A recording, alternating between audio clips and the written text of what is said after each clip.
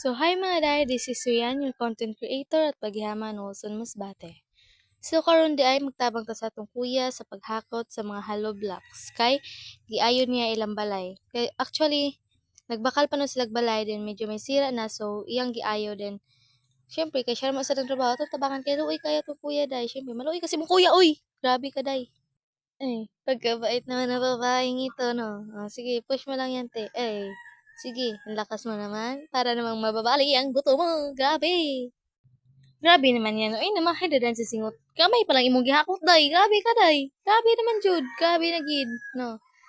Sayaw ka muna dyan. Sayaw ka muna. Di ba? Giling mo yan. Giling mo lang yan, nak. Sige.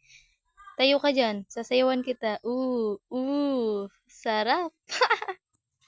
Ipagpatuloy mo lang yung ginagawa mo at matatapos ka sa ginagawa mo. O, di ba? Galing. At abay, bumalik na tayo sa ating ginagawa para agad-agad na tayong matatapos. So, 'di ba?